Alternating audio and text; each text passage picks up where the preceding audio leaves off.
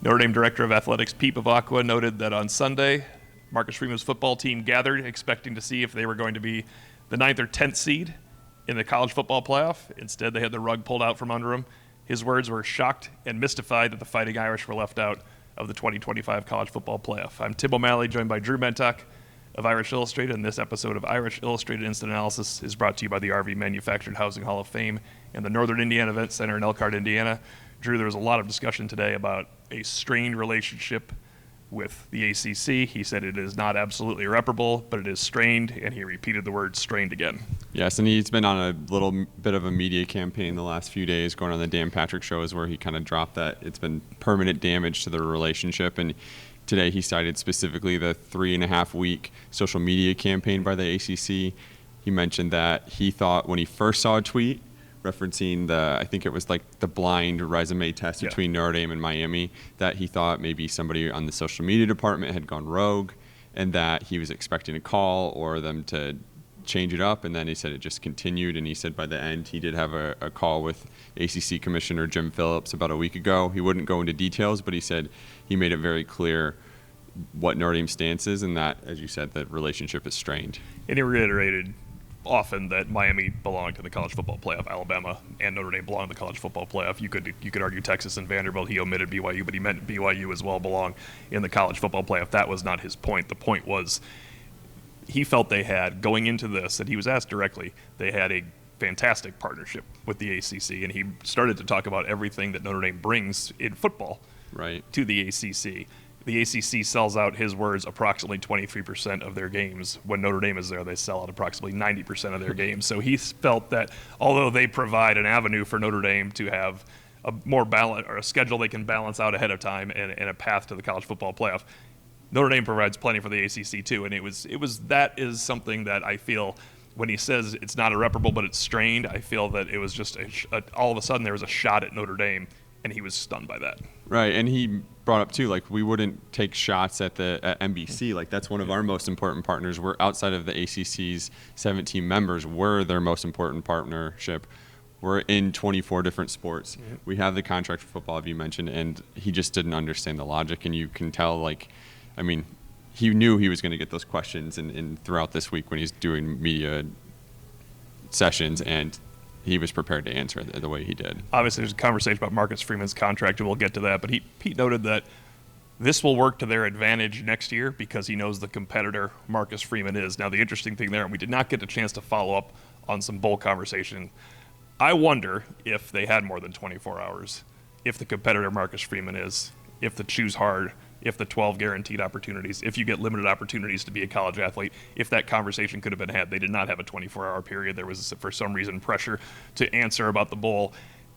And he noted Marcus Freeman leans on his captains. There's not a C on the chest. It's not just, they're not figureheads. They are captains. And when they discussed with the rest of the team, that was the main reason they did not want to play. We have heard that story. To hear it come from Pete Bevacqua, he seems in full support that Notre Dame is not playing in this bowl game. Right. He said it was a unanimous decision. There wasn't like players who were like, we should do this, or at least filtering that through the captains. And I mean, it's very clear, like Notre Dame would have been missing a significant portion of its team. Yeah. And Pete Bevacqua mentioned that these players wanted to have the same roster, the same team the last time they played the season that they did against Miami to open the season, and that just wouldn't have been the case had they gone to a bowl. I don't want to put words in Pete Bevacqua's mouth, so this is me saying that, but his polite words of they wanted to be with the exact same team, the reality of it is not only do you have senior opt-outs trying to get ready for the draft, you also have younger underclassmen opt-outs that will look to the portal because they're not in a playoff game. You will have injured players that want to have surgery instead of play in a mid-tier or even a higher-tier bowl that's not a playoff game. So when people wonder opt-outs, it's not always just somebody opting out in the old days like in 2021 when your top player decides to go to the NFL draft. You would have been missing a chunk of Notre Dame football players in this.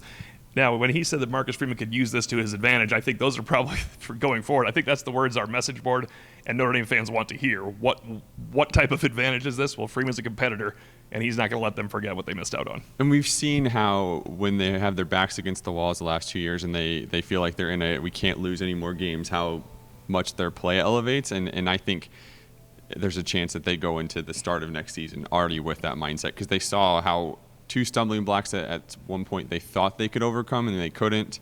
They're not going to leave that type of thing to chance next year, and I feel like they're going to prepare with that in mind. I wanted to bring home the point I started with, because I think Notre Dame fans from our message board, most Notre Dame fans understand why, and many applaud that they're not playing in the bowl game. I feel that if you can repaint the picture of how Bevacqua mentioned, we were led to believe for 5 weeks we were in. We started out at 10, we got to 9. All we did was blow teams out. He called it one of the most historic runs, 10-game runs in the history of college football. I'm not sure it was quite that good, but maybe by the point total, it was up there. And he just thought there was no chance they'd have the rug pulled out from under him. And then he paints the picture of the team gathered together. They knew they weren't going to be 8th, but they said, we're sitting here. I wonder if we're going to be 9th or 10th, and what time can we start practicing? What's the rule where we can start practicing? To not be in, if you put yourself in that position, it's a little bit easier to understand. Yeah, absolutely. And I mean, he mentioned too, like they started out at 10, which was higher than I thought they would be at the time. I thought they'd be 12 or 13. When I saw that, I was like, maybe they're more secure than I thought they would, and they kind of moved up to 9 and they stayed there. They dropped Alabama behind them when they didn't need to. They just after Alabama lost to Oklahoma, they could have put Alabama right behind Oklahoma and kept that head-to-head. They didn't do that, and so how they changed it, like I get the qualms that they have, because for weeks they gave off the appearance that Notre Dame was secure. And that obviously wasn't the case. And going back to the ACC campaign and a bunch of other things, like it's hard to not think that had an impact, you know. And finally, obviously, he was asked about Marcus Freeman's contract situation. Freeman has a contract. He has several years on his contract, but Pete Bevacqua called it a living, breathing document. Every offseason, he'll be looking at it to guarantee to Marcus Freeman he is as compensated at the top tier in the sport in college football. Yes, yeah. I mean, there's rumors circling about interest from the Giants and other NFL teams, and I mean, I'd be less worried if I were a Notre Dame fan about him going to another college team that's not his alma mater, but teams are interested. Pete Bevacqua even joked that Hollywood's probably interested. Right. He could see him in a Scorsese movie with Leonardo DiCaprio in the future, so watch out for that and maybe next summer's box office. But yeah, they're really committed. They're not going to back down. And I mean, we saw even with Curt Cignetti, they updated his deal 2 years in a row.